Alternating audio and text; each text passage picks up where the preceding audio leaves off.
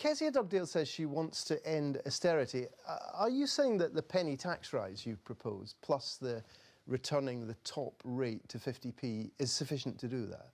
What we've done is we've looked at all of the public finances available to Scotland, all the new powers coming to Scotland, and we've made a pledge, having looked at all of that, that we would not continue the conveyor belt of austerity that is represented by the Tories' what I'm asking policies. you is, are the tax rises you've proposed sufficient to do that? Yes, we've looked, and you'll find the detail when we announce the policy during the course of the next few weeks. You will see quite clearly where that money comes from. It comes from a combination of tax rises, borrowing powers, all of that, and we will set that out in detail. But the critical thing, Gordon, is that this is a pledge to end Tory austerity, to use the powers that the Parliament now has. Let me quote you something from that Kezia Dugdale said. She said the pledge to end austerity, and I quote, won't be prescriptive about what the next government spends. It will simply set out the path that must be followed in order to dispense with austerity. What does that mean? Well, what it means is, in normal circumstances, we know what the Scottish Government spending plans already are. We know what the UK Government spending plans are. We have based our calculations on those, and we have set out quite clearly the additional tax measures we would put in place. But what does not being prescriptive about spending mean? Because you need to account for, say it's a very deep recession we enter into. Nobody wants that to happen. You need the flexibility to respond to that. So, for example, Alistair Darling, when he was last Chancellor, made a cut in VAT. We would want to ensure that businesses and the economy can be responded to. You are in effect saying to voters in Scotland, we are going to put your taxes up in order to spend more money on the public sector, but we're not that bothered about what the money's spent on. No, that's not the case at all. If you look at, our proposal for example, having a 50p top rate, that is entirely going to go on to education for a Fairer Start fund, so that there is £1,000, going per child. I'm not saying that you have not outlined specific things you want to do with the money. What I'm saying is to say that you will not be prescriptive about what the next government spends is in effect to tell the people of Scotland their taxes are going up. And that what you care about as a Labour Party is putting their taxes up and spending more money in the public sector rather than what the money's spent on. No, what we care about is exactly what the people of Scotland care about. We've said very clearly we would protect our health services, we would protect education. This, in a sense, protects all of our public services that people care about in real terms. Sorry, that's just another way of saying we're going to put your taxes up and spend it on the public sector, but we don't much care what we spend it on. Here's the choice that people face, OK? We faced it in the budget.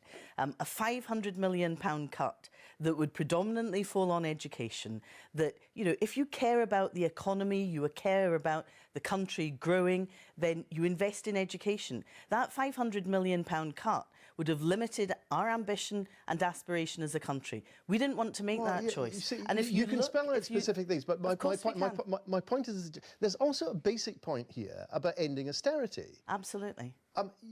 There's a sort of basic misunderstanding. When economists during the financial crash talked about ending austerity, what they meant was that government should borrow money and pump it into the economy in order to raise demand. They didn't mean put taxes up to spend more on the public sector. That's actually got nothing to do with ending austerity. But the choice we face in the Scottish Parliament is either to use the new powers we've got or not. But there's a very basic point here. Of course. Putting people's taxes up is adding to austerity. It's not taking away from it. No, I don't believe it's adding to austerity, and here's why. Sorry, because of course it is. Well, wait a minute. Taking demand a lot out of our investment would actually be in education. And if you want to grow the economy, if you want to create additional wealth, one of the key things you do is you invest in our people. I understand that. Invest in their education and skills. Again, there's a very big... Look, if you want to have an argument and say that money invested in education in terms of, in the long term, pumping demand into the economy, that raising taxes has less of an effect, I'll concede the point to you. But the point is, you are not borrowing money to pump into the economy.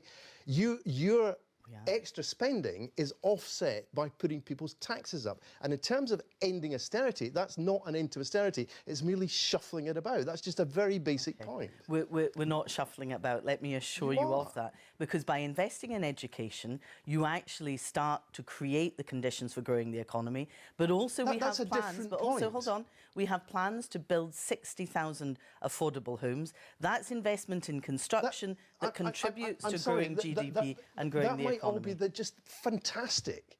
It doesn't get you around the basic point that putting people's taxes up is by definition sucking demand out of the economy. So it may well be that all your investment plans are just wonderful, but you can't say they've got anything to do with ending austerity. But they do, because what we would do is not take the choices that makes cuts that the SNP and the Tories are currently doing. We would invest in the country, invest in the economy, and therefore the future. That's the choice facing people at this election. Do they want to invest in the future, or do they want a conveyor belt of cuts coming to the Scottish Parliament? You say a conveyor belt of cuts, but according to the latest jazz figures, which Labour made such a song and dance about because of what they showed about oil revenues, but according to those figures, in Scotland, we already spend 12.5% more of public money for every person who lives here. And as a proportion of GDP, if you exclude oil revenues, which I'm sure you'd be more than happy to do, we spend 8% of Scottish GDP more than the UK spends as a percentage of UK GDP on public services. Yet you're telling people in Scotland that despite the fact we already spend all that extra money, our taxes have to go up to spend even more on the public sector, whereas people in England's taxes don't have to go up. Devolution allows us to make different choices. When you're already spending so much more? Hold on a second. We have power to do things differently in Scotland. The cuts that have been visited on us by the SNP and the Tories of 10% in the past, in education 16% in the future, will substantially damage this country and our economy. We are choosing to do things differently. Just take the issue of education. Of course. It's widely recognised, I think, that the education system in England has done rather well over the last decade or so. It's caught up perhaps with Scotland, perhaps in some areas even overtaken it. Nicola Sturgeon is talking about copying the London Challenge, which had such a dramatic effect on education there.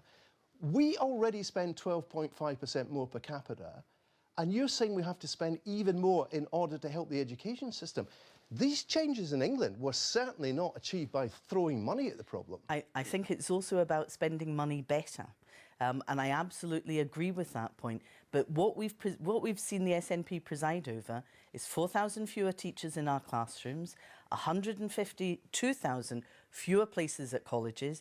That's not about investing in the country and, you know, young people in the future. Why can't we do what England did without spending in extra money? England did it while they were actually cutting budgets. I want to make sure we have the best possible education system, health service in this country. But you don't achieve that by cutting budgets. You actually achieve that. A lot of people watching this will just say, look, this is the same old Labour Party. It's not at all. They're just the party of tax and spend. They just want to spend more money on public services because it protects the people who vote for them. And for ordinary people in Scotland, you know, we'll be asking this question, why do I have to pay more tax, they will say, when England doesn't? Because if you are ambitious and aspirational for this country, then actually you need to invest in the right things. We don't think cutting education is the right thing to do. We're rejecting Tory austerity because we think it damages the country. There is a choice that faces people in Scotland. You know, do you want to invest in the future, or do you want more cuts from the Tories and now from the SNP? You know, all right. OK, we'll have to leave it there. Jackie Baillie, thank you very much indeed.